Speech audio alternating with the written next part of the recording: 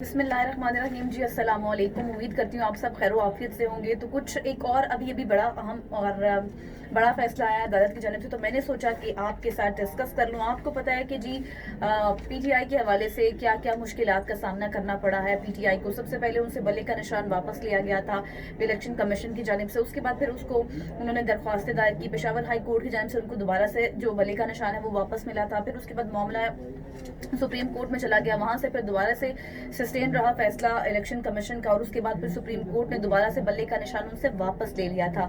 तो ये सिलसिला इस तरह चलता रहा 2 से 3 बार कि उनसे बल्ले का निशान लिया गया, फिर दिया गया, फिर लिया गया, फिर दिया गया। इस तरह के मामला चलते रहे। तो यानी कि मामला जाके कहीं ना कहीं अदालतों में ही सेटल हुए थे, अदालतों से ही खबरें आ रही थी और वहां से ही फैसले आए थे। उसके बाद हमने देखा था कि इलेक्शन कमीशन की जानिब से ये कहा जा रहा था कि इंट्रा पार्टी इंतखाबात नहीं करवाए गए पीटीआई ने, और इस वजह से उनसे बल्ले का निशान भी लिया गया था। उसके बाद ये कहा गया जी कि आप जो है मखसूस नशिस्तों के हवाले से बातचीत का सिलसिला आ गया कि जो मखसूस नशिस्तें जो रिजर्व सीट्स होती हैं वो किसको मिलेंगी, इस हवाले से कहा गया।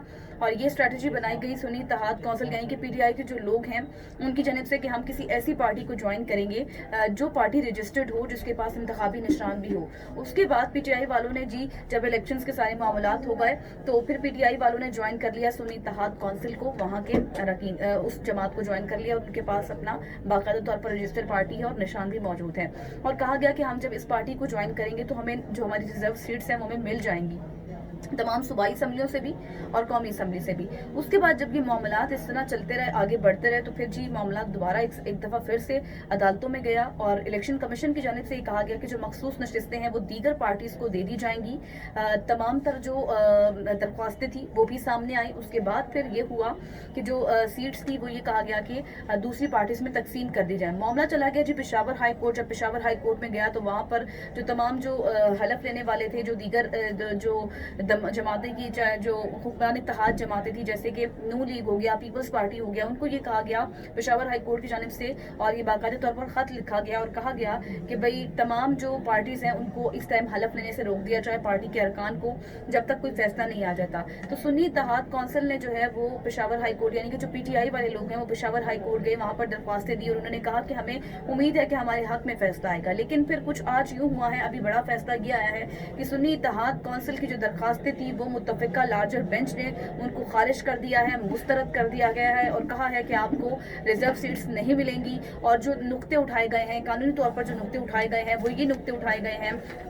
ये कहा गया है 5 रुकनी लार्जर बेंच इस केस की समाअत कर रहा था, मुतफ़िका तौर पर उन्होंने दरख्वास्तें खारिज की हैं और मौक़िफ़ ये किया है कि इलेक्शन लड़ा ही नहीं है इस जमात ने, इनको रिजर्व सीट्स नहीं दी जा सकती। जिस तरह ये फैसला दिया गया उसमें कहा गया कि कानूनी नुक्तों को जिस तरह उजागर किया उसमें ये कहा गया कि मखसूस नशिस्तों की दरख्वास्त जो है वो नहीं दी गई, एक बात। दूसरा, पार्लिमानी पार्टी के भी नहीं है। दूसरा ये कहा गया है कि इनके जो अपने चेयरमैन हैं सुन्नी इत्तेहाद कौंसिल के, उन्होंने खुद भी आज़ाद हैसियत से इलेक्शन लड़ा है, तो फिर ये सीट्स कैसे दी जाती हैं। अब जब हमारी कानूनी माहिरीन से बात हुई है तो उनकी जानिब से यही कहा जा रहा है कि ये एक्सपेक्टेड फैसला था, और यही कहा जा रहा था कि ये जो नुक्ते उठाए गए हैं ये बिल्कुल दुरुस्त हैं, क्योंकि जो इलेक्शन है वो नहीं लड़ा गया। सुन्नी इत्तेहाद के चेयरमैन ने आज़ाद इलेक्शन लड़ा है, उनके पास कोई कानूनी जवाब भी नहीं है। और ये कहा गया है कि अब ये जो सीट्स हैं ये दीगर जो है वो सियासी जमातें जो है वो उनमें तकसीम कर दी जाएंगी। लेकिन अभी भी यहाँ पर जो है वो मामला अदालतों में जाएगा, क्योंकि एक ऑप्शन ये मौजूद है पीटीआई वालों के पास, सुन्नी इत्तेहाद के पास, कि वो अब सुप्रीम कोर्ट जाएंगे, सुप्रीम कोर्ट में जाके दरख्वास्त दायर करेंगे, वहां से उनको क्या फैसला आता है ये अब इस फैसले का इंतजार करना होगा कि क्या आया कि सुप्रीम कोर्ट से पीटीआई को, सुन्नी इत्तेहाद कौंसिल को रिलीफ मिलता है या फिर नहीं मिलता। आइन और कानून में जो है वो दूसरी नशिस्तों को जो है आइन और कानून ये कहता है इस हवाले से कि जो दीगर जो सीटें हैं, जो रिजर्व सीट है, जो दीगर जमातें हैं उनको दी जाएंगी या फिर नहीं दी जाएंगी। अब ये कानूनी ऑप्शन जो है वो कानूनी माहिरीन तो कह रहे हैं कि ये एक्सपेक्टेड है क्योंकि उनके पास कोई जवाब नहीं था। लेकिन अब ये फैसला किया गया है पीटीआई की जानिब से कि वो सुप्रीम कोर्ट जाएगी।